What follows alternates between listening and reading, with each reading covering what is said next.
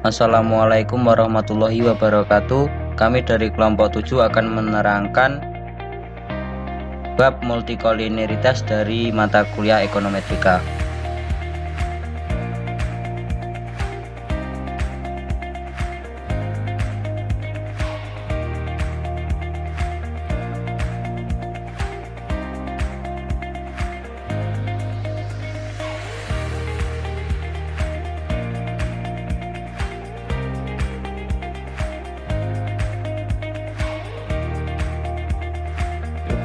Perkenalkan anggota kelompok kami. Yang pertama yaitu Ferry Admiko, yang kedua Muhammad Khairul Razik, yang ketiga Gusalina Karisma Dewi, yang keempat Ahmad Zainul Muzaki, dan yang kelima Ella Silvia Kurniawati.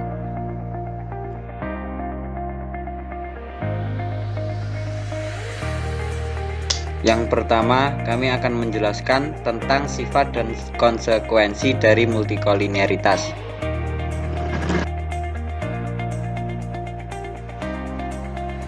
Multikolinialitas didefinisikan sebagai suatu kondisi di mana dua atau lebih variabel prediktor pada multiple linear regression atau MLR berkolerasi tinggi.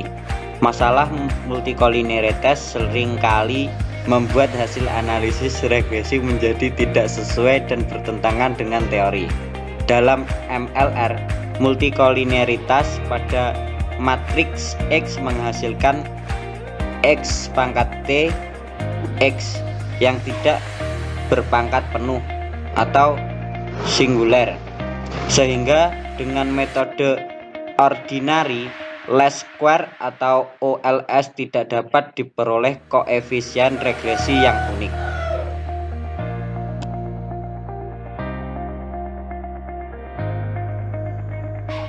Dampak lain dari adanya multikolinialitas pada analisis regresi antara lain: pertama, satu atau lebih variabel prediktor adalah redundant, artinya satu variabel prediktor menjelaskan tentang variabel respon persis sama dengan yang dijelaskan oleh variabel prediktor lainnya. Kedua, mempengaruhi kemampuan model untuk mengestimasi koefisien regressi.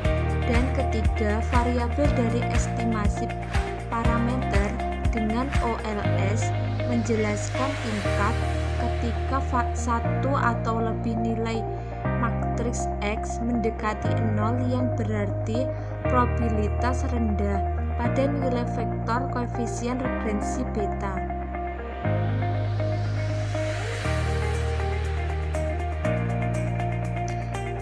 Kita akan membahas masalah multikolinialitas ini dengan mengambil contoh teori tabungan.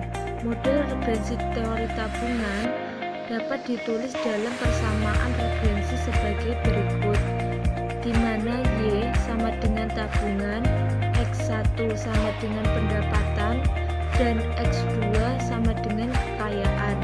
Hubungan linier antara variabel independen di dalam regresi berganda dalam persamaan disebut multikolinialitas.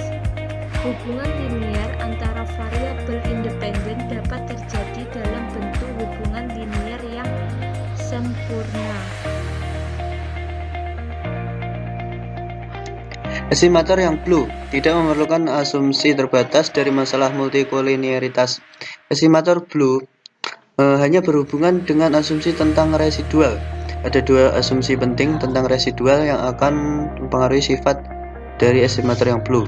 Pertama, yakni varian dari residual adalah tetap atau konstan atau homosedaktisitas. Yang kedua, tidak adanya korelasi atau hubungan antara residual satu observasi dengan residual observasi yang lain, atau sering disebut tidak ada masalah atau autokorelasi. Jika residual tidak memenuhi kedua asumsi residual tersebut, maka estimator yang kita dapatkan dalam metode OLS tidak lagi mengandung sifat blue.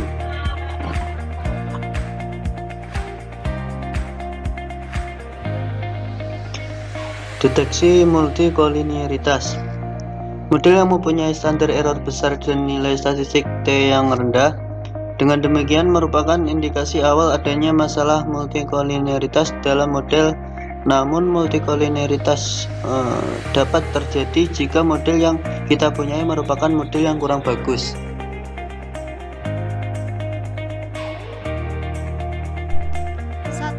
Nilai R kuadrat tinggi, tetapi hanya sedikit variabel independen yang signifikan. Salah satu ciri adanya gejala multikolinearitas adalah model mempunyai koefisien determinasi yang tinggi, katakanlah di atas 0,8, tetapi hanya sedikit variabel independen yang signifikan mempengaruhi variabel dependen melalui uji. Namun berdasarkan uji F secara statistik signifikan, yang berarti semua variabel independen secara bersama-sama mempengaruhi variabel dependen. 2. Korelasi parsial antar variabel independen. Mendeteksi multikolinearitas dengan menguji koefisien korelasi antar variabel independen sebagai aturan main yang kasar rule of thumb. Jika koefisien korelasi cukup tinggi, katakanlah di atas 0,85, maka kita juga ada multikolinearitas dalam model tersebut. Sebaliknya, jika koefisien korelasi relatif rendah, maka kita duga model tidak mengandung unsur multikolinearitas. Yang ketiga yaitu regresi auxiliary. Regresi jenis ini dapat digunakan untuk mengetahui hubungan antara dua atau lebih variabel independen yang secara bersama-sama, misalnya X2 dan X3. Kita harus menjalankan beberapa regresi, masing-masing dengan memperlakukan satu variabel independen, misalnya X1 sebagai variabel dependen dan variabel dependen lainnya tetap diberlakukan sebagai variabel independen.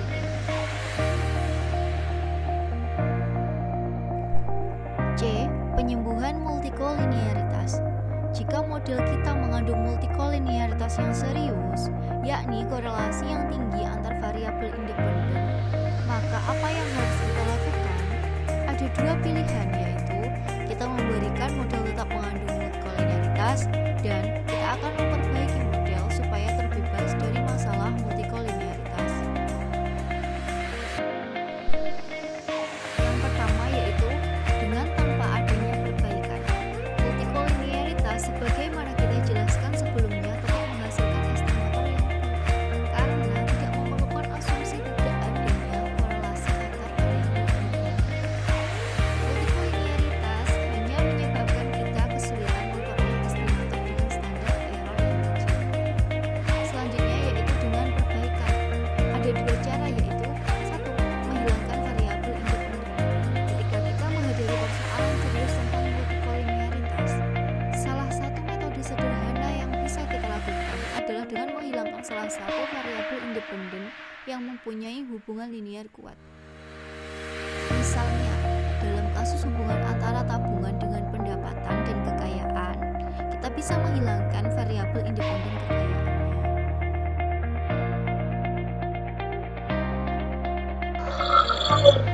B. Transformasi variabel.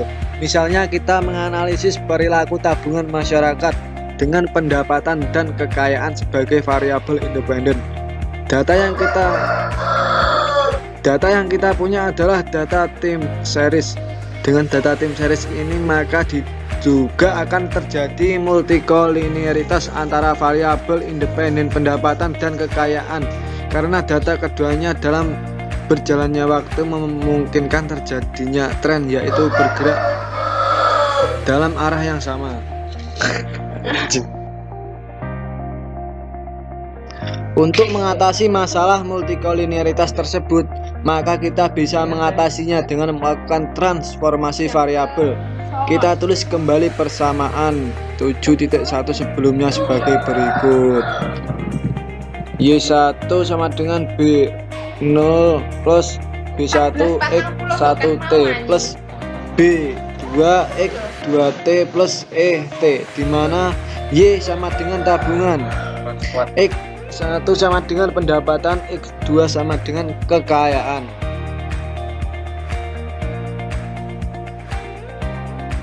pada persamaan 7.17 tersebut merupakan perilaku tabungan pada periode T. Sedangkan perilaku tabungan periode sebelumnya T-1 sebagai berikut. Y T-1 sama dengan B0 plus B1 X1 T-1 plus B2 X2 T-1 plus E T-1. 7.18 jika kita mengurangi persamaan 7.17 dengan persamaan 7.18 akan menghasilkan persamaan sebagai berikut.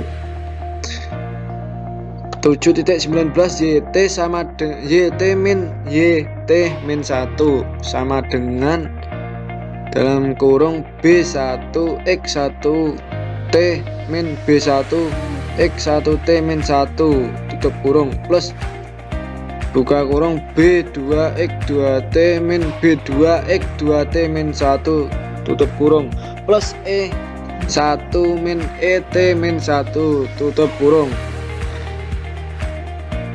7.20 YT sama dengan YT min YT min 1 sama dengan buka kurung B1 X1 T min B1 X1 T min 1 tutup kurung plus B2 buka kurung X2T min X2T min 1 tutup kurung plus VT, di mana VT sama dengan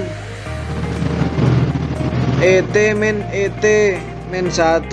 Persamaan 7.20 tersebut merupakan bentuk transformasi variabel ke dalam bentuk diferensi pertama atau first difference. Bentuk diferensi pertama ini akan mengurangi masalah multikolinearitas karena walaupun pada tingkat level X1 dan X2 terdapat multikolinearitas, namun tidak berarti pada tingkat diferensi pertama masih terdapat korelasi yang tinggi antara keduanya.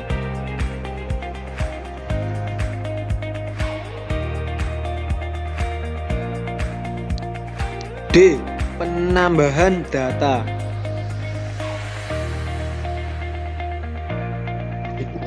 Masalah multikolinearitas pada dasarnya merupakan persoalan simpel.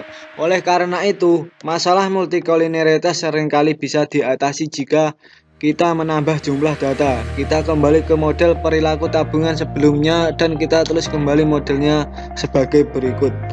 Y I sama dengan B0 plus B1 X1I plus B2 X2I plus EI, dimana Y sama dengan tabungan, X1 sama dengan pendapatan, X2 sama dengan kekayaan.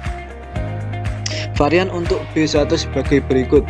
var B1 sama dengan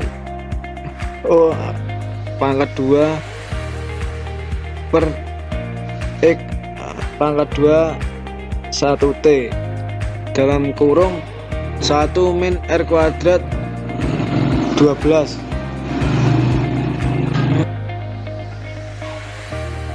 Ketika kita menambah jumlah data karena ada masalah multikolinearitas antara X1 dan X1, maka X2 1I akan menarik sehingga menyebabkan varian dari B1 akan mengalami penurunan. Jika varian mengalami penurunan, maka otomatis standar error juga akan mengalami penurunan, sehingga kita akan mampu mengestimasi B1 lebih tepat.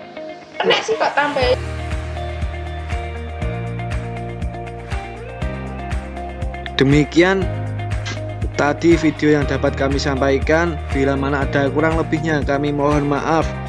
Wallahul muwaffiq ila aqwamit thoriq. Assalamualaikum warahmatullahi wabarakatuh.